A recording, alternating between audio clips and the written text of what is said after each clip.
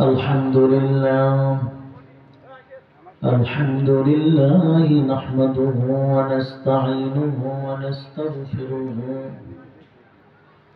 ونعوذ بالله من شرور أنفسنا ومن سيئات أعمالنا من يهده الله فلا مضل له ومن يضلله فلا هادي له ونشهد أن لا إله إلا الله وحده لا شريك له وأشهد أن سيدنا وحبيبنا ومولانا محمدا عبد الله ورسوله أرسله بالحق بشيرا ونذيرا وداعيا إلى الله بإذنه سراجا وقمرا منيرا أما بعد فأعوذ بالله من الشيطان الرجيم بسم الله الرحمن الرحيم إنما المؤمنون الذين إذا ذكر الله وجلت قلوبهم وإذا تليت عليهم آياته زادتهم إيمانا وعلى ربهم يتوكلون الذين يقيمون الصلاة ومما رزقناهم ينفقون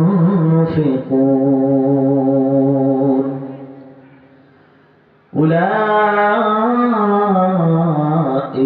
هم المؤمنون حقا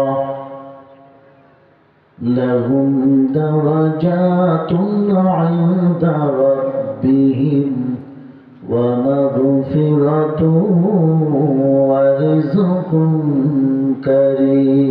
كريم. الآية. وقال النبي صلى الله عليه وسلم من يريد الله به خيرا يفقهه في الدين أو كما قال عليه الصلاة والسلام إن الله وملائكته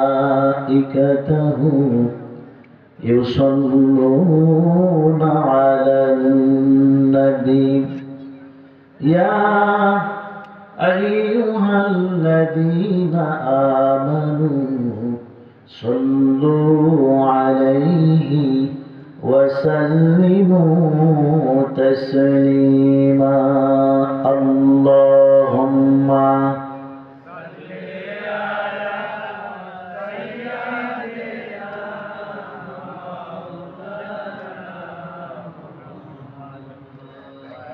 وعلى آل سيدنا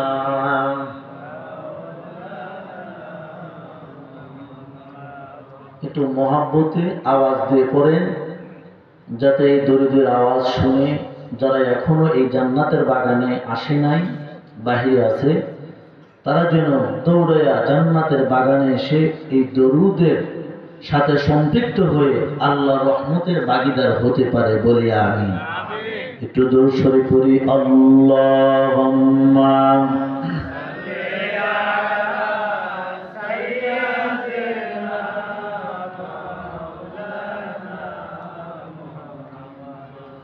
وعلى آل سيدنا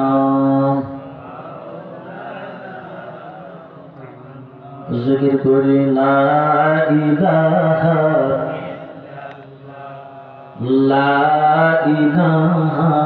ইল্লাল্লাহ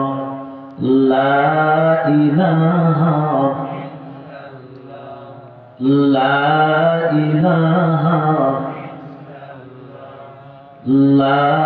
ইলাহা ইল্লাল্লাহ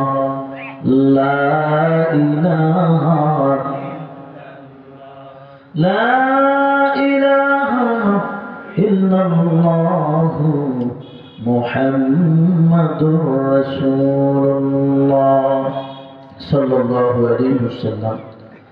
আলহামদুলিল্লাহ, আল্লাহ পাকের দরবারে শুকরিয়া আদায় করছি যে মহান রব্বুল আলামিন বন্ধন যুব উন্নয়ন সংগঠনের উদ্যোগে আজকের এই তাফসীরুল মাহফিলের সম্মানিত সভাপতি, আমাদের খুব প্রিয় ভাই মাস্টার সাইদুর রহমান সাহেব, উক্ত মাহফিলের অনেকেই সহসভাপতি আছেন। সম্মানিত ভাইরা, আজকের এই উক্ত মাহফিলের প্রধান অতিথি গণমানুষের জনপ্রিয় নেতা, জননন্দিত নেতা, বাংলাদেশ জামাত ইসলামের কেন্দ্রীয় জেনারেল সেক্রেটারি, পুরো বাংলাদেশ ওলামা মাশায়েখ এর সম্মানিত আমির, উল্লাপাড়া মানুষের নয়নের মণি আলহাজ মাওলানা রফিকুল ইসলাম খান দামাত বারাকাতুহু। আজকে আরো অনেকেই বিশেষ অতিথি আছেন। আজকে উক্ত মাহফিলের আমার পূর্বে আলোচনা করেছেন হাফেজ মোহাম্মদ জাহাঙ্গীর আলম, আরো আলোচনা করেছেন আমাদের কাকা রহমতুল্লাহ, এবং গুরুত্বপূর্ণ আলোচনা করেছেন বড় ভাই মাওলানা মোহাম্মদ ইমারত হোসেন আনসারী সাহেব। এই পর্যায়ে আমি আপনাদের পরিচিত, কারোর ছেলে, কারোর ভাতিজা, কারোর নাতি, কারোর বন্ধু। কথা বলেন ঠিক না বেঠে? পর্দার আড়াল থেকে যারা দেখছেন তারা আমার মা, আমার চাচি, আমার জেঠি, আমার বোন, এর বাহিরে কেউ নাই। কথা ঠিক না বেঠে? আমার দুই পাশে যারা বসে আছে এরা দাদা, জ্যাঠা, আপনজন। আপনজনদের কাছে কোরআনের কথা, হাদিসের কথা, প্রত্যেকটা রাসূল নবুয়তি পাওয়ার পরে আগে তার আপনজনদের কাছে কোরআন শুনাইছেন। সুবহানাল্লাহ বড় করে বলেন।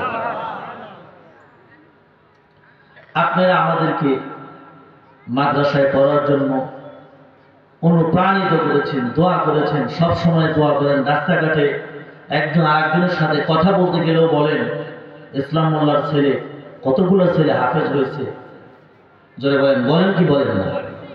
তাহলে আমাদের দায়িত্বটা কি? আমাদের দায়িত্ব হলো আপনারা যেভাবে আমাদের জন্য দোয়া করেন, আমাদের উপরে ওই একই দায়িত্ব আপনাদের জন্য মহামনিবের কাছে দোয়া করা। সকলে বলি আমিন। সার্বিকভাবে আজকের এই মাহফিলের কল্যাণ কামনা করে আমি সেই মনিবের দরবারে শুকরিয়া আদায় করছি যে মহান মনিব আমাদেরকে জান্নাতের বাগানে আসার বসার তৌফিক দান করলেন। সকলে বলি আলহামদুলিল্লাহ। দরুদ এবং সালাম সাইয়্যিদুনা নবিয়িনা জনাবি মুহাম্মদুর রাসূলুল্লাহ, সকলেই পড়ি সাল্লাল্লাহু আলাইহি ওয়াসাল্লাম। আমি সূরাতুল আনফাল থেকে 3টা আয়াত তেলাওয়াত করেছি। চেষ্টা করব সংক্ষিপ্তভাবে এই 3টা আয়াতের আলোচনা দিয়ে আমি আমার আলোচনা সমাপ্তির দিকে চলে যাব। কারণ আমাদের আজকের জাতীয় পুরস্কারপ্রাপ্ত মেহমান মাওলানা মোহাম্মদ আব্দুল কুদ্দুস সিদ্দিকী দামাত বারাকাতুহু সাহেব আমাদের মাঝে হাজির হয়েছে। আলহামদুলিল্লাহ। তাই আমি আবারও দৃষ্টি আকর্ষণ করছি আমার এলাকার ময় মুরব্বী, আমার শ্রদ্ধেয় বাবারা, আপনারা যে যেখানে আছেন রাস্তাঘাটে দোকানপাটে না থেকে চলে আসুন, আমরা মেহমানের কাছ থেকে সুন্দর কথা শুনবো। সকলে বলে আমিন। আনফাল সূরার 3টা আয়াত তেলাওয়াত করেছি। এই সূরার নাম আনফাল। আনফাল শব্দের অর্থ হচ্ছে অতিরিক্ত, বেশি, আমরা যেটাকে নফল বলি। এই সূরার প্রথম আয়াত ইয়াসআলুনাকা আনিল আনফাল, এর সূরা মানুষের আপনাকে আনফাল সম্পর্কে জিজ্ঞাসা করবে, অতিরিক্ত সম্পদের বিষয়ে আপনাকে মানুষ জিজ্ঞাসা করবে, আপনি বলুন, আল্লাহ জবাব দিচ্ছেন, জোরে বলেন সুবহানাল্লাহ। সেই অতিরিক্ত থেকে এই সূরার নামকরণ করা হয়েছে আনফাল। নাজিরের প্রেক্ষাপট, এই সূরাটা নাজিল হয়েছে বদরের প্রান্তরে। জোরে বলেন কোন প্রান্তরে? বদর। বদরের যুদ্ধ, এই যুদ্ধটা ছিল এমন একটা যুদ্ধ, এই যুদ্ধে যদি মুসলমানরা জয়ী হতে না পারে, বিজয়ী না হয়, তাহলে দুনিয়ার থেকে ইসলাম নিচ্ছিন্ন হয়ে যাবে। তাহলে এই যুদ্ধটা কঠিন যুদ্ধ না সহজ যুদ্ধ? সকলেই কথা বলেন, কঠিন না সহজ? শুধু কঠিন নয়, 313 জন সাহাবী যারা এই যুদ্ধে অংশগ্রহণ করেছিলেন, আল্লাহ রাসূলের হাতে বায়াত গ্রহণ করেছিলেন যে এই যুদ্ধে অংশগ্রহণ করবেন তারা। এই 313 জন সাহাবী, তারা কি যুদ্ধের ময়দান থেকে ফিরে আসার জন্য গেছেন নাকি জীবন দেওয়ার জন্য গেছেন? কারণ অপরদিকে শত্রু বাহিনী সহস্রাধিক, হাজারের উপরে শত্রু, তাদের কাছে গোলা বারুদ অস্ত্র শস্ত্র সব কিছু আছে। এদের থেকে 313 জন জীবন নিয়ে ময়দান থেকে ফিরতে পারবে না, এটা জানার পরে তারা হাতে বায়াত হয়ে যুদ্ধের ময়দানে চলে গেছে। বড় করে বলেন আল্লাহু আকবার। মর্দে মুজাহিদ, তারা এখানে জীবন দেওয়ার জন্য ময়দানে পা রাখছে। সুবহানাল্লাহ। এই যুদ্ধে আল্লাহ তাআলা হাজার সৈন্যের বিপক্ষে 313 জনকে বিজয় দান করছেন। আলহামদুলিল্লাহ। এটা কি সম্ভব? তাহলে সাহায্য কোথা থেকে আসছে? বড় করে বলেন, বড় করে বলেন, কার থেকে আসছে? আল্লাহ থেকে আসছে। বাংলাদেশের 17-18 বছর একটা সরকার কিভাবে বসেছিল, যারা নির্যাতিত হয়েছে, আমি তাদের কথা বলছি, তারা মনে করেছিল এ আর এ দেশ থেকে যাবে না। কথা বলেন ঠিক না বেঠিক? কিন্তু ক্ষুদ্র ক্ষুদ্র ছোট্ট ছোট্ট বাচ্চাদের দিয়ে এই 17-18 বছরের জুলুম থেকে নিষ্কৃতি কে দিল? বলেন, বলে করে বলেন, কে দিয়েছে? তারা তো মনে করেছিল নৌকা ডুববে না। তাদের দলের লোকজন মনে করেছিল যতদিন উনি আছে, তিনি কে?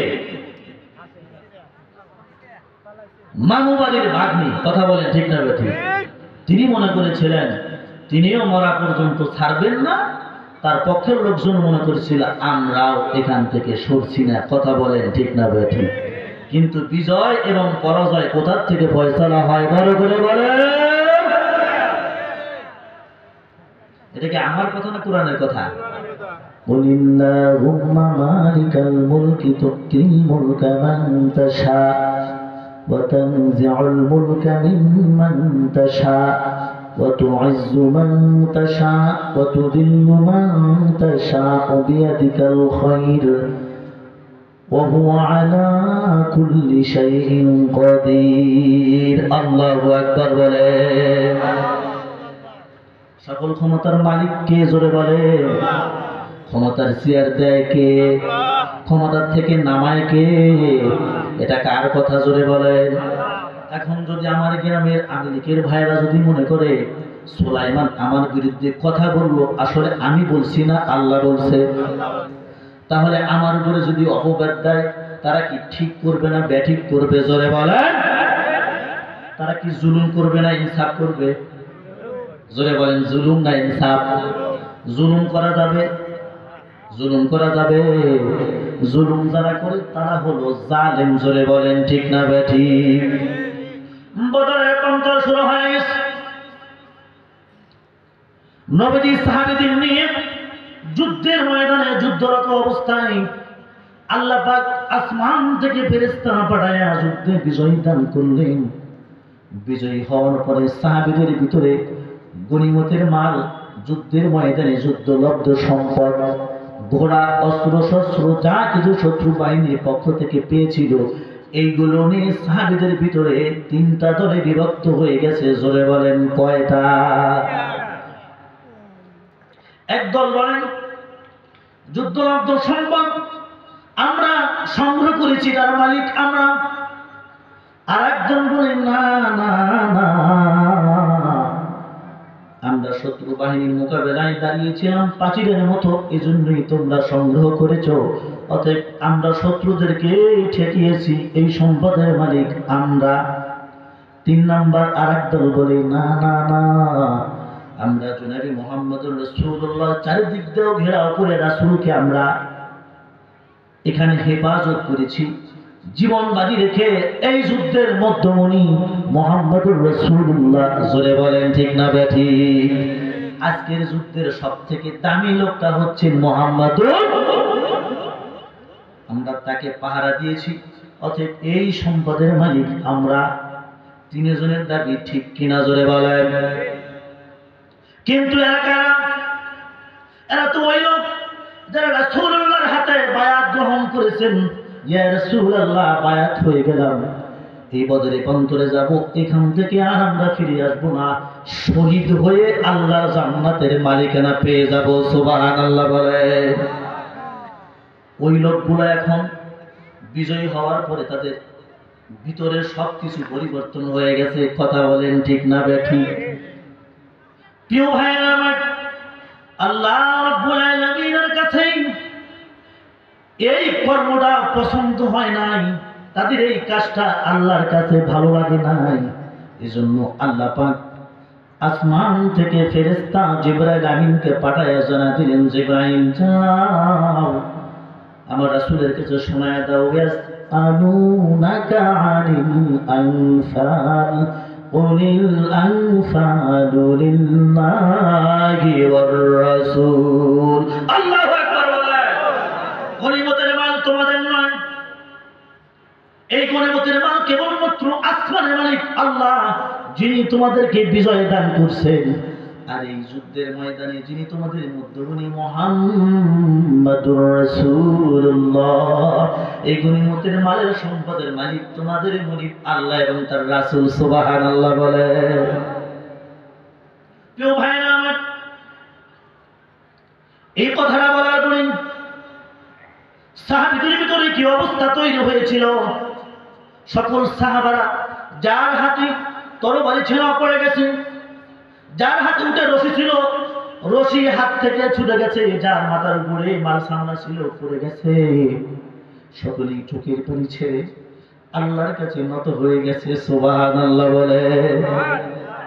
স্মরণ করে দেওয়া হয়েছে, তোমরা তো এই ময়দানে জীবন দেওয়ার জন্য আসছিলে। কথা বলেন ঠিক না বেঠিক? এখন এই দুনিয়ার সামান্য সম্পদের জন্য তোমরা নিজেদের ভিতরে যে একটা ইখতিলাফ শুরু করে দিলা, মতনৈক্য সৃষ্টি করলা, আমার বললা। এখন আমি আসমানের মালিক আল্লাহ ফয়সালা করে শেষ দৃশ্যটা আমি দেখতে যাচ্ছি। আসলে সত্যিকারে তোমরা এই ময়দানে জীবন দেওয়ার জন্য আসছিলা নাকি সম্পদের জন্য আসছিলা? চিৎকারটা বলেন মারহাবা। প্রিয় ভাইরা আমার, সাহাবারা ঘোষণা শোনার সঙ্গে সঙ্গে যার হাতে যা ছিল মাথায় ছিল সব পড়ে গেল। আল্লাহ রাসূল সাল্লাল্লাহু আলাইহি ওয়াসাল্লাম সঙ্গে সঙ্গে পরবর্তী আয়াত শোনায় দিলেন। আমি যে আয়াত তেলাওয়াত করেছি, আলোচনার আয়াতগুলো এই, ইন্নামাল মুমিনুনা আল্লাযীনা ইযা যুকিরাল্লাহু ওয়াজিলাত কুলুবুহুম। বলেন আল্লাহু আকবার। মুমিনের কাছে যখন আল্লাহর কথা স্মরণ করা হয়, মুমিনের অন্তরাত্মা কম্পন সৃষ্টি হয়, অবৈধ কাজে মুমিন থাকতে পারে না। চিন্তাটা বলেন ঠিক কিনা? মুমিন যখন বুঝতে পারেন এটা আমার আল্লাহর হুকুমের বাইরে, মুমিনেরা বোঝার সঙ্গে সঙ্গে মুমিনের আত্মার ভিতরে একটা কম্পন দিয়ে ওঠে। মুমিন সেই খারাপ কাজটা করতে পারে না। প্রিয় ভাইরা আমার, মুমিনের এক নাম্বার গুণ হচ্ছে আল্লাহর নাম স্মরণ হওয়ার সাথে সাথে, আল্লাহ পাকের স্মরণ হওয়ার সাথে সাথে মুমিনের অন্তরাত্মা এমন ভাবে কম্পন সৃষ্টি হয়, মুমিন বান্দারা অবৈধ সকল কাজ থেকে নিজেকে মুক্ত করে আল্লাহর সামনে মাথা নত করে দেয়। সুবহানাল্লাহ বলে। আব্দুল্লাহ ইবনে মুবারক যখন বিখ্যাত একজন তাবিঈ, সারা পৃথিবীর বুকে এরকম মুহাদ্দিস আর কেউ ছিল না, সমপর্যায়ে ওই সময় কেউ ছিল না। আব্দুল্লাহ ইবনে মুবারক রাহমাতুল্লাহি আলাইহি তিনি আল্লাহর এত প্রিয় বান্দা ছিলেন। একজন বন্ধু স্বপ্নে দেখতেছেন আব্দুল্লাহ ইবনে মুবারক ইন্তেকালের পরে আল্লাহর বিশাল জান্নাতের মালিকানায় ঢুকে গেছে। সুবহানাল্লাহ বলে। তিনি বলতেছেন, ওহে আব্দুল্লাহ ইবনে মুবারক, তোমার ভাগ্য বড় ভালো, তুমি আল্লাহর জান্নাতের মালিকানা পেয়েছো, তোমার মতো এমন ভাগ্য কারো হয় না। আব্দুল্লাহ ইবনে মুবারক বলতেছেন যে না না না, আমি অবশ্যই বড় জান্নাত পেয়েছি, আল্লাহর শুকর আদায় করি, আলহামদুলিল্লাহ। সবাই বলেন আলহামদুলিল্লাহ। আপনারা কি আমার কথা বুঝতেছেন? সকলে কি বুঝতেছেন? আলহামদুলিল্লাহ কেন বললাম? আব্দুল্লাহ ইবনে মুবারক আলহামদুলিল্লাহ বললেন। আলহামদুলিল্লাহ লিখতে 8টা অক্ষর আছে। জোরে বলেন কয়টা? জোরে বলেন কয়টা? 8টা অক্ষর আছে। আল্লাহর কোন বান্দা যখন আল্লাহর শুকর আদায় করে, আল্লামা কাজী সানাউল্লাহ পানিপতি রহমাতুল্লাহ আলাইহি লেখেন, আল্লাহর কোন বান্দা যখন একবার আলহামদুলিল্লাহ বলে 8টা অক্ষর উচ্চারণ করার বিনিময়ে আল্লাহ ওই বান্দার জন্য জান্নাতের 8টা দরজা খুলে দেয়। আব্দুল্লাহ ইবনে মুবারক রাহমাতুল্লাহ আলাইহি তিনি বললেন, আলহামদুলিল্লাহ, তুমি আমার জান্নাতের সামনে একজন কর্মকার লোহার হাতুড়ি দিয়ে দা বানায়, খুন্তি বানায়, কুড়াল বানায়, কোদাল বানায়, ওই কর্মকারী জান্নাতটা আমার জান্নাতের থেকে আরো অনেক বড়। সুবহানাল্লাহ বলে করে বলেন। তিনি কোন মুহাদ্দিস না, মুফতি সাহেব না, কেউ না হয়, একজন কর্মকর। আল্লাহর বান্দার ঘুম ভেঙে গেছে, সকালবেলা দৌড়ায় চলে গেছে কর্মকারের বাড়ি। জয়া বলতেছেন, হেমা বাড়িতে কে আছো?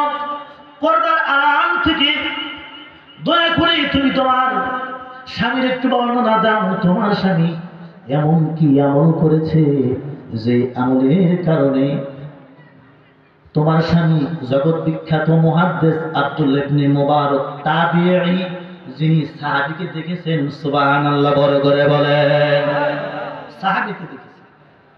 ও মা, পর্দার আড়াল থেকে একটু জানাও, আব্দুল্লাহ ইবনে মুবারকের থেকেও তোমার স্বামী অনেক বড় জান্নাত পেয়েছে রে মা, মেহেরবানি করে বলো তোমার স্বামী এমন কি আমল করেছে। পর্দার আড়াল থেকে মা ডাক দিয়ে বলতেছেন, ওহে পথিক শোনো, আমার স্বামীর এমন কোন আমল আমি তো দেখি নাই, তবে আমি 2টা আমল দেখেছি। একটা হলো আমার বাড়ির সামনে ওই যে দোতলা বিল্ডিং দেখতে পাচ্ছ, ওই বিল্ডিংটা আব্দুল্লাহ ইবনে মুবারকের। সুবহানাল্লাহ বড় করে বলেন। ওই বিল্ডিং এর উপরে আব্দুল্লাহ ইবনে মুবারক রাহমাতুল্লাহি আলাইহি তিনি যখন জীবিত ছিলেন, তিনি রাতভর ইবাদত করতেন। গরমের সময় তিনি ছাদের উপরে দাঁড়িয়ে ইবাদত করতেন। আমার স্বামী দরজায় দাঁড়ায় আব্দুল্লাহ ইবনে মুবারককে দেখে দেখে আফসোস করতেন, আমার ঘর নিচা গরম, একে তো গরম, দ্বিতীয়ত ফজর হইলেই চলে যাইতে হয় কাজে। আব্দুল্লাহ ইবনে মুবারক টাকা পয়সায় ধনী লোক, সম্ভ্রান্ত তিনি গরিব নয়, ধন সম্পদের তার অভাব নাই, এজন্য তিনি দিনে ওরকম ভারী কাজ করে না। আফসোস, আমার যদি আব্দুল্লাহ ইবনে মুবারকের মতো এমন টাকা পয়সা থাকতো, আমিও রাতে দাঁড়ায় দাঁড়ায় আল্লাহর ইবাদত করতাম। সুবহানাল্লাহ বলে। আমার স্বামী প্রতিদিন এই আফসোসটা করেছে। আব্দুল্লাহ ইবনে মুবারককে দেখে দেখে আমার স্বামী আফসোস করে করে বিছানায় যাইতো, হারে আমি যদি ওই আব্দুল্লাহ মুবারকের মতো এত পয়সার মালিক হইতাম, তাহলে আমিও সারা রাত আমার মুনিবের গোলামি করতে পারতাম। সুবহানাল্লাহ বলেন। এটা হলো 1 নাম্বার। 2 নাম্বার হলো ইদা যুকিরাল্লাহ ওয়াজিলাত কুলুবুহুম। আমি দেখেছি আমার স্বামী যখন লোহা দা বানাবে, কুড়াল বানাবে, শক্ত হাতুড়ি যখন আমার স্বামী এরকম মাথার উপরে উঠিয়েছে, আর যখন তার কানে আওয়াজ এসেছে হাইয়া আলাস সালাহ, আল্লাহু আকবার বলেন, যখন বলেছে আল্লাহু আকবার আল্লাহু আকবার, আল্লাহ সব থেকে বড়, আল্লাহ সব থেকে মহান। ও ভাই শোনো, আমার স্বামী মোটা হাতুড়ি মাথার উপরে উঠেছে, আল্লাহু আকবারের ধ্বনি আমার স্বামীর কানে পৌঁছার পরে আমার স্বামী হাতুড়ি দিয়ে আর তার উপরে কোদালের উপরে বাড়ি দেয় নাই, আমার স্বামী ছেড়ে দিয়েছে, হাত পা ছেড়ে আল্লাহর গোলামির জন্য দাঁড়ায় গেছে। আল্লাহু আকবার। এই দুইটা আমল আমার স্বামীরে দেখেছি। প্রিয় ভাইরা আমার, আল্লাহ তাআলা বলতেছেন ইন্নামাল মুমিনুনা আল্লাযীনা ইযা যুকিরাল্লাহ ওয়াজিলাত কুলুবুহুম। আল্লাহর হুকুম যখন হয়, মুমিন বান্দাদের দিলে তখন একটা আঘাত লাগে। সে ক্ষেতের ভিতরে থাকলেও কাজ বন্ধ হয়ে যায়, ব্যবসায় থাকলেও দোকান বন্ধ হয়ে যায়, চাকরি থাকলেও চাকরি কিছু সময়ের জন্য অবসর হয়ে যায়। কথা বলেন ঠিক না বেঠিক? কিন্তু বিগত 17 বছর জালেম সরকার ক্ষমতায় থাকার কারণে অনেক আল্লাহওয়ালা মানুষদেরকে জেলখানায় অজুর পানি পর্যন্ত দেয় নাই। জোরে বলেন ঠিক কিনা? প্রিয় ভাইরা আমার, এখন যারা মাঠে ময়দানে আলেমদের নিয়ে সমালোচনা করে, ইসলামের পক্ষে কথা বললে যাদের সমালোচনা করে, কোরআনের কথা বলে সমালোচনা করে, আল্লাহর সামনে কথা বললে সমালোচনা করে, আমি আপনাদের সন্তান, আমি আপনাদেরকে বলছি ভালো করে খোঁজ নিয়ে দেখেন, ওই ব্যক্তি কোনদিন এদেশে আল্লাহর হুকুম চালু হোক একটা সেকেন্ডের জন্য চায় না। জোরে বলেন ঠিক কিনা? সে চায় যে ওই দাদা বাবুরাই আসুক, আর এক দাদা আসুক, এক দাদা গেছে আর এক দাদা আসুক, যাতে আমরা আবার লুটপাট করে খাইতে পারি। কথা বলেন ঠিক না বেঠিক? প্রিয় ভাইরা আমার, আল্লাহ পাকের শরণ হচ্ছে, আল্লাহ পাকের হুকুমের কাছে আমাদের মাথা নত করতে হবে। আমরা তো কেউ জানি না এই মাহফিল থেকে উঠে বাড়িতে যাইতে পারবো কিনা। কথা বলেন ঠিক কিনা? এই যে পোস্টারে মাওলানা শফিকুল ইসলাম কাকা বুকডাঙ্গা আসার কথা ছিল, উনি বিকেলবেলা ফোন দিয়ে জানিয়েছেন ওনার বোন জামাই দুনিয়ায় নাই, ইন্তেকাল করেছেন। ইন্না লিল্লাহি ওয়া ইন্না ইলাইহি রাজিউন। এরকম করে আমরা পথ চলতেছি, আমাদের চলার গতি আরেক দিকে হয়ে যাইতে পারে। কথা বলেন ঠিক কিনা? আমার উস্তাদ একটা ঘটনা বর্ণনা করেছেন। আমি একটা বাসে বসা, আমার পাশে একটা সিট আছে, আর একজন নওজোয়ান যুবক বসা।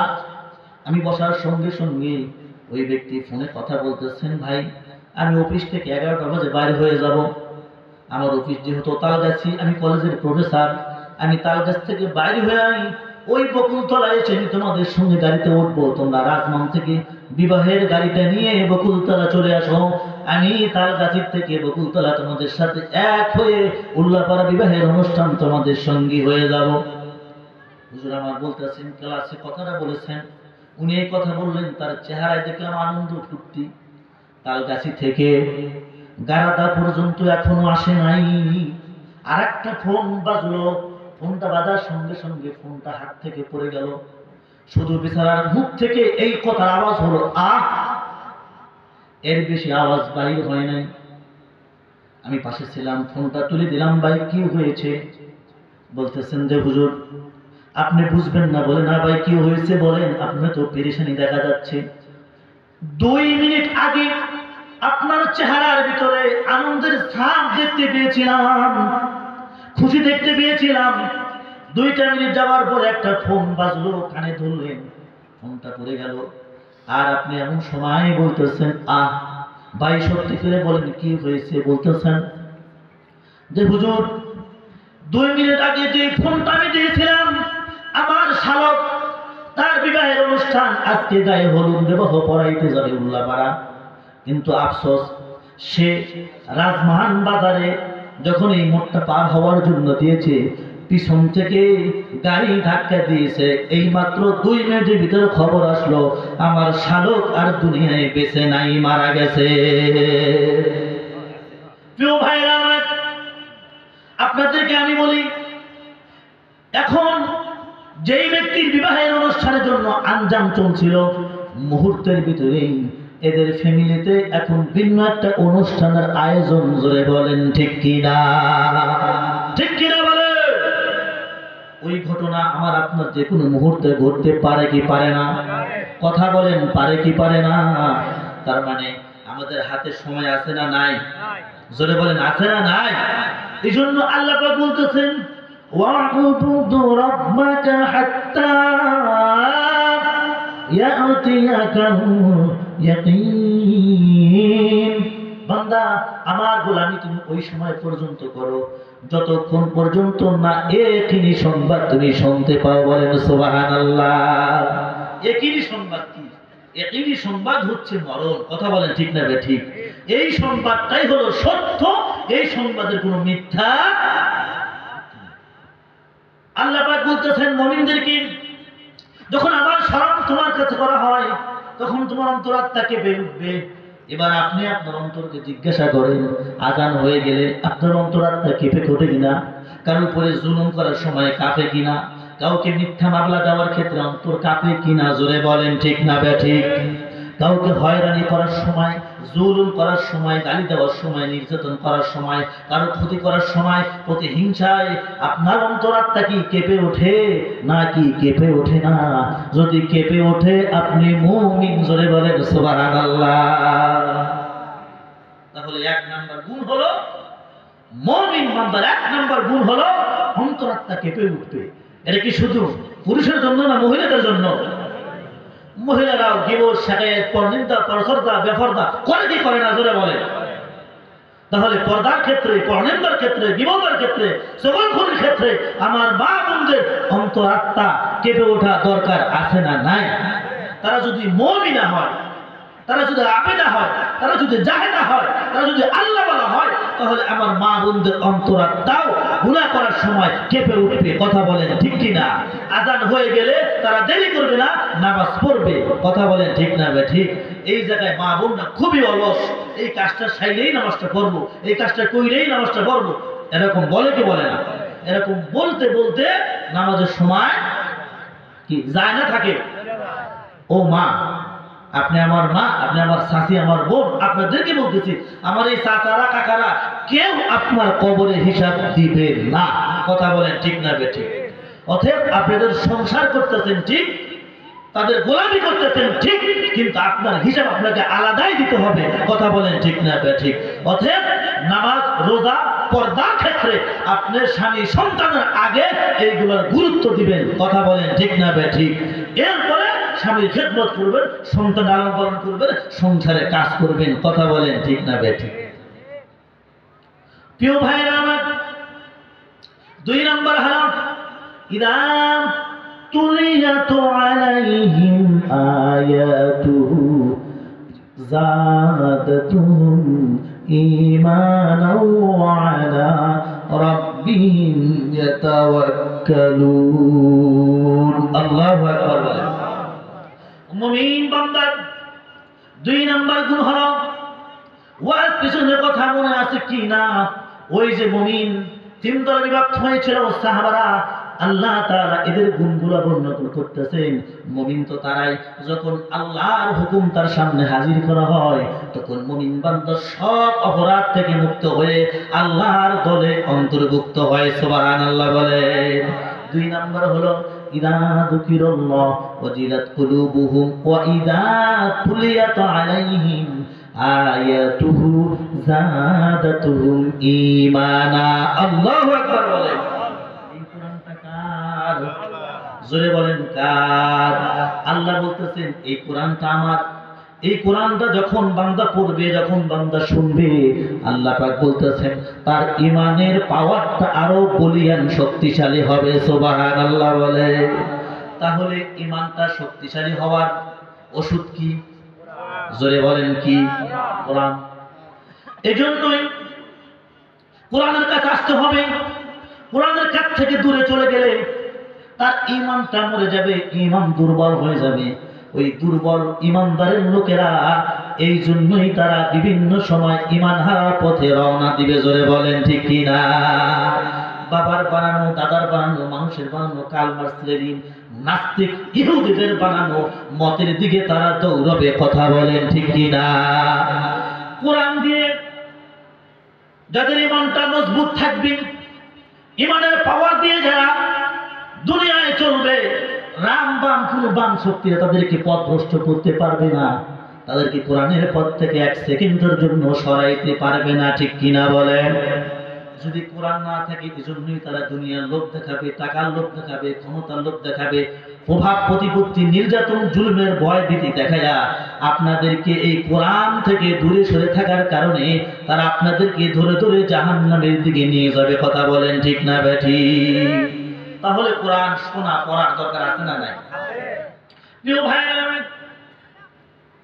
এই কোরআন বলতে গেলে, কোরআন শুনতে গেলেও বিগত 17 বছর অনুমতি লাগছে না লাগে নাই? জোরে বলেন, লাগছে না লাগে নাই? আজকের মাহফিল অনুমতি লাগছে কি লাগে নাই? সুবহানাল্লাহ বলেন। আমি এতক্ষণ যে কথা বলছি, আল্লাহর রাস্তা আপনাদের পায়ে হাত দিয়ে বলি, আমি কি কাউর হিংসা করে বলছি? কারো খারাপের জন্য বলছি না কার জন্য বলছি? জোরে বলেন। আমি তো এমন একটা মাহফিল করি নাই, মাঝখানে 2-3 বছর মাহফিলে দিয়ে খুব ঝুঁক ছিলাম, এরপরে কুমিল্লা একটা মাহফিলে যায় এমন দৌড়নি খাইছি, স্টেজে উঠেই নেই। তৃতীয় বক্তার স্টেজের উপরে মারছে, প্রধান বক্তা ছিল রফিকুল্লাহ আফসানি কুমিল্লা, উনি প্রধান বক্তা, আমি ছিলাম দ্বিতীয় বক্তা। একটা পারিবারিক মাহফিল, কারণ প্রধান বক্তারে মোটরসাইকেল দিয়ে আইতেছে, দ্বিতীয় বক্তার কি খবর আছে? আমি টুপিটা একটা পইরা, রুমালটা মুড়িতে আস্তে করে লুঙ্গিটা পইরা আটা দিছি, মাহফিল হয় নাই। চিন্তা করে দেখেন, ওই দিনের পরে টাঙ্গাইল অনেক জায়গায় আগে প্রোগ্রাম করছি, প্রোগ্রামের দাওয়াত গুলো নেই, এজন্য নেই আমার জানার নিরাপত্তা নাই। চিন্তা করেন, এটা সোনার দেশ, সুজলা সুফলা, লাখো মানুষের রক্ত দিয়ে এই দেশ কেনা। কথা বলেন ঠিক না বেটি? খালি একজনের বাপের নামে দেশটা রক্ষ করে নেওয়ার জন্য লক্ষ লক্ষ মানুষের রক্ত এই জমিনে ঝরিয়েছে। কথা সব ঠিক না বেটি? জোরে বলেন। এদেরকে যারা মহব্বত করবে, এদেরকে যারা ভালোবাসবে, এদের সাথে তাদের সম্পর্ক থাকবে, খোদার কসম করে বলি, এদের অন্তরে কোরআন আছে না নাই? জোরে বলেন, আছে না নাই? আমি আমার গ্রামের মুরব্বিদের বলি, তারা যদি রাম বাম ওই বিপদগামীদের পথে আগে থেকে থাকেন, আমি আপনাদের পায়ে হাত দিয়ে বলবো, এখন তওবা করে কোরআনের কাছে চলে আসেন, আল্লাহ কবুল করুন। বলেন আমিন। আমি কি আমার দলে আসার কথা বলছি? কার কাছে আসার কথা বলছি? জোরে বলেন, কার কাছে? আল্লাহ কবুল করুন, বলি আমিন। প্রিয় ভাইরা আমার, নবীজি কোরআন শোনাতেছিলেন, উতবা সাইবা মুগীরা তারা চিন্তা করলেন মুহাম্মাদের কোরআন শোনানো কিভাবে বন্ধ করা যায়। এটা বন্ধ করা না গেলে কোরআনের পক্ষে লোকজন বেশি হবে। কথা বলেন ঠিক না বেঠিক? এখন পুরো এলাকায় খালি সবাই বলে খান সাহেবরে ভোট দিন, বলে কি বলে না?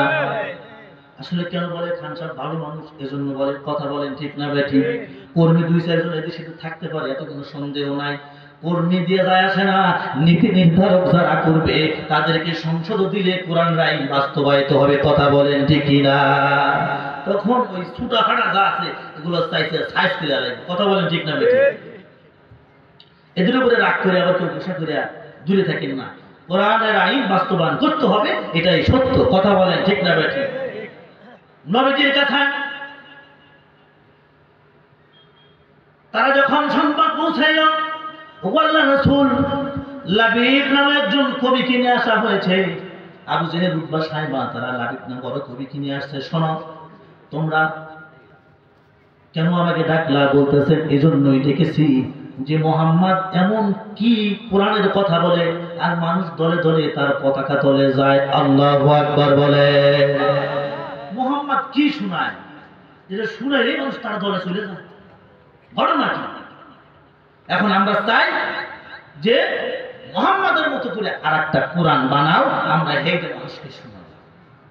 এই জন্য তারা কবিরে নিয়ে আসলেন, লাবিব মহাকবি বড় কবিরে নিয়ে আসলেন। আসার পরে বললেন, শোনো ভাই, মুহাম্মদ সাল্লাল্লাহু আলাইহি ওয়াসাল্লাম এরকম কোরআন টোরআন শোনায়া আমাদের ভালো ভালো মানুষগুলো সব তার দলে নিয়ে যাচ্ছে। ওমর তরবারি নিয়ে বাইরে সে মুহাম্মাদের কাল্লা কাটবে, রাস্তার ভিতর থেকে সেই ওমর পরিবর্তন হয়ে এখন আমাদের কাল্লা কাটার জন্য চলে আসতেছে। হে কি কোরআনটা পড়ায়, একটু শোন, আমাদের তার বিপদে একটা কোরআন বানায় দাও।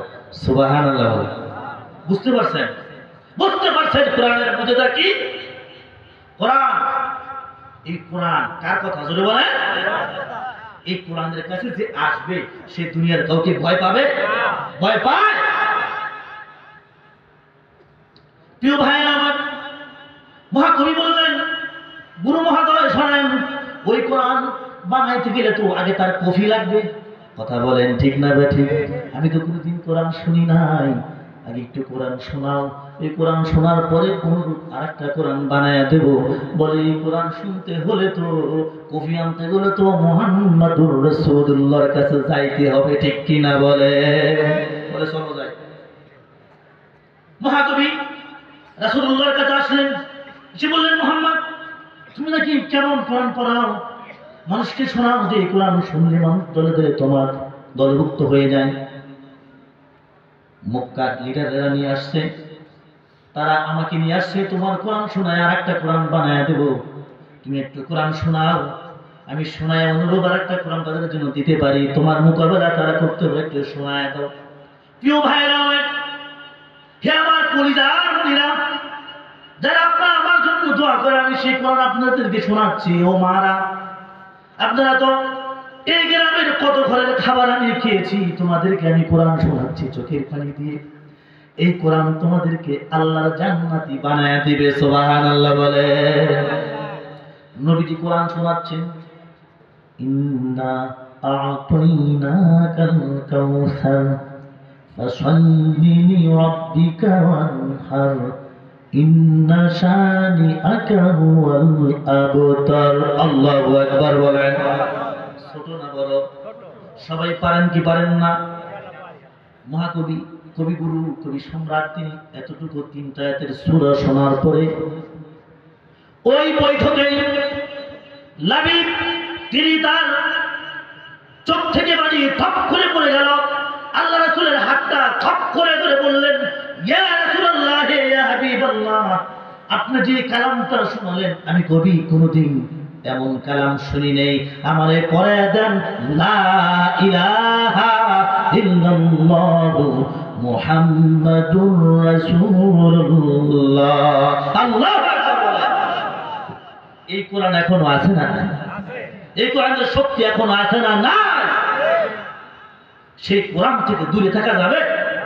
এই কোরআন যারা বলে এদের কাছ থেকে দূরে থাকা যাবে? কোরআনের আইন, এই কোরআন দিয়ে দেশ সমাজ পরিচালিত হোক, এদের কাছ থেকে দূরে থাকা যাবে? জোরে বলেন। গেলে আপনি কার সামনে দাঁড়াবেন? বলুন, আপনি কার সামনে দাঁড়াবেন? আল্লাহ পাক বলেছেন, আল-ইয়াওমা নানসাকুম কামা নাসিতুম লিকা ইয়াউমিকুম হাযা ওয়া মাওয়াকুমুন নার ওয়া মা লাকুম মিন নাসিরিন। আল্লাহু আকবার বলেন।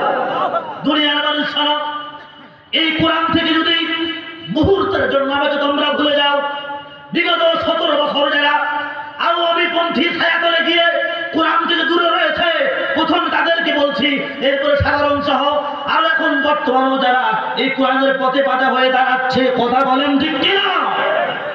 তাদেরকে বলছি, একজন চলে গেছে, মোটামুটি কাপড় চোপড় নিয়ে গেছে, তোমরা জাঙ্গিয়া নিয়ে যাইতে পারবা না, কথা বলেন ঠিক কিনা? তোমাদের জাঙ্গিয়াও দেওয়া হবে না। যদি বাংলাদেশের মানুষ এই কোরআনটা একবার বুঝতে পারে, তোমাদের থেকে ডাস্টবিনে নিক্ষেপ করবে, কথা বলেন ঠিক না বেটি? আমরা কথা বলি কার? জোরে বলেন। আমরা বান্দা কার? এগুলো অস্বীকার করা যাবে? প্রিয় আমার ভাইরা আমার, কোরআন থেকে দূরে থাকা যাবে না। আল্লাহ পাক বলতেছেন, নানসাকুম কামা নাসিতুম লিকা ইয়াউমিকুম হাযা। এ গোলাম, দুনিয়াতে অমুক অমুক জায়গায় আমাকে তুমি ভুলে রয়েছিলা। আপনারা বলেন, এই কোরআন কি সমাজ পরিচালনা করতে পারে কি পারে না? কথা বলেন পারে কি পারে না? ও যেটা দাদা ভাই বলেন পারে কি পারে না? মা বোনেরা আপনারাও বলেন এই কোরআন সমাজ চালাইতে পারে কি পারে না? এখন কি সমাজ কি কোরআন দিয়ে চলে? তাহলে এখানে ভুলে রয়েছে কারা? জোরে বলেন কারা?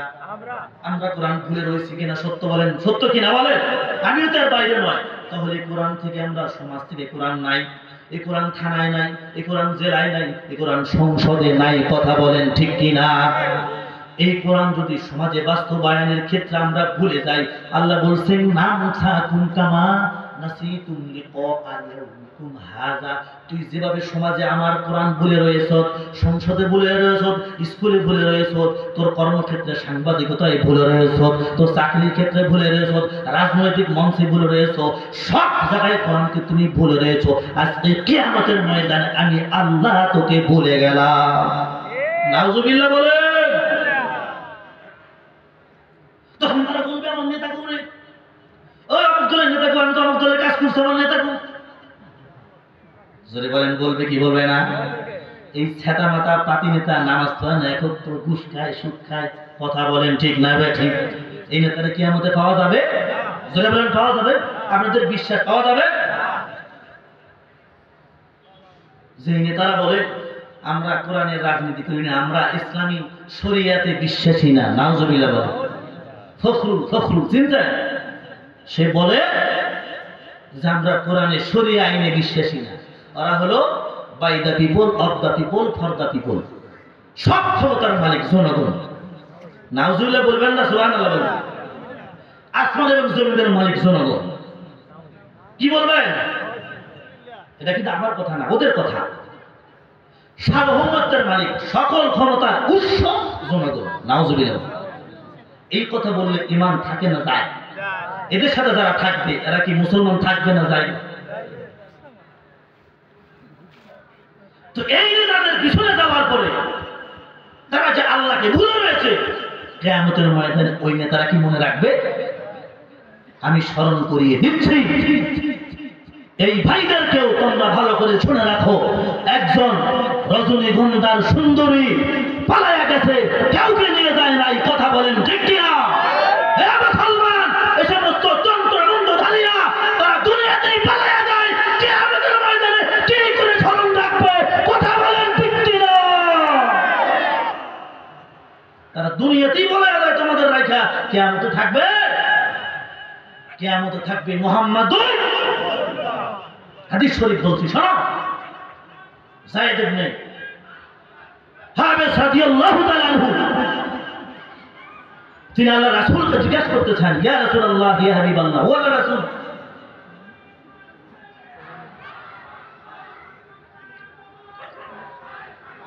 লিল্লাহি তাকবীর, লিল্লাহি তাকবীর। প্রধান বক্তার আগমন, প্রধান বক্তার আগমন, সিদ্দিকী সাহেবের আগমন, আল কোরআনের আলো, আল কোরআনের আলো,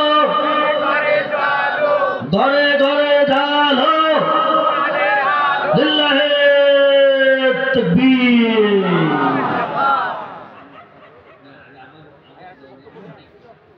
আলহামদুলিল্লাহ। তাহলে আমি কি কথা বলতেছিলাম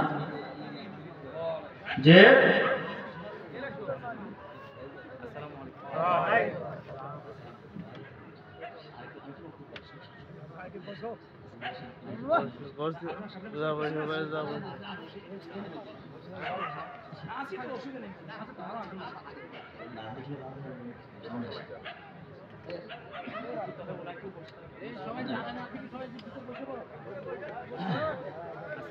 প্রিয় ভাইরা যারা আছেন সকলেই বসে পড়েন। আমি মুস্তাফিজুর রহমানকে বলবো আমাদের ভলেন্টিয়ার ভাইরা যা আছে দুই একজন দেখে সবাই আমরা মাহফিলে চলে পারবে। জোরে বলেন পারবে? মনে রাখবে কে? মুহাম্মাদুর রাসূলুল্লাহ। হযরত যায়েদ রাদিয়াল্লাহু তাআলা আনহু 10 বছর আল্লাহ রাসূলের খেদমত করছে। কয় বছর? সকলে বলেন কয় বছর? কয় বছর? 10 বছর আল্লাহ রাসূল গোলামি করছে খাদেম। 10 বছর তো আল্লাহ রাসূল বলেন, যায়েদ তুমি আমার কাছে কি চাও? আজকে বলো তোমাকে তাই দেওয়া হবে। সুবহানাল্লাহ। আমরা বলে কি চাই, কি চাইতাম? যায়েদ বলতেছেন, ইয়া রাসূলুল্লাহ, আমি যে 10 বছর আপনার খেদমত করছি, কি ভাই কথা না বলি, এই 10 বছরে যদি আমি যায়েদের কোনো ভুল হয়ে থাকে, আপনার খেদমত করতে গিয়ে কোনো কষ্ট দিয়ে থাকি, আমি সেই কষ্ট যদি দিয়ে থাকি যদি, তাহলে আপনি আমাকে মাফ করে দেন। সুবহানাল্লাহ। আল্লাহ রাসূল দেখলেন যে যায়েদ তো কিছু চায় না, বলতেছে যায়েদ তুমি আজকে বলো কি চাও, তোমাকে দেওয়া হবে। সুবহানাল্লাহ। হযরত যায়েদ রাদিয়াল্লাহু বলল, ইয়া রাসূলুল্লাহ, যদি আপনি আমাকে দিতেই চান তাহলে আপনি বলুন, কিয়ামতের ময়দানে যেই দিন মা তার সন্তানকে চিনবে না, সন্তান তার মাকে চিনবে না, পিতা তার সন্তানকে চিনবে না, স্বামী তার স্ত্রীকে চিনবে না, এই কঠিন মুসিবতের দিন আপনার রাসূল মুহাম্মদুর রাসূলুল্লাহকে আমি কোথায় পাবো বলে দেন। সুবহানাল্লাহ। এটা জরুরি, জরুরি কিনা জোরে বলেন। আর রাসূলুল্লাহর ক্ষেত্রে আপনি যদি কোরআনের পক্ষে থাকেন, হাদিসের পক্ষে থাকেন, তাহলে রাসূলুল্লাহকে এই যায়েদের বর্ণনা কিন্তু 4টা জায়গায় পেয়ে যাবেন। সুবহানাল্লাহ। আর যদি রাসূলুল্লাহর দলে না থাকেন তাহলে 4 জায়গায় আপনার দেখা মিলবে। বলতেছেন, ইয়া রাসূলুল্লাহ, ওগো আল্লাহর রাসূল বলেন কিয়ামতের ময়দানে কোথায় পাবো?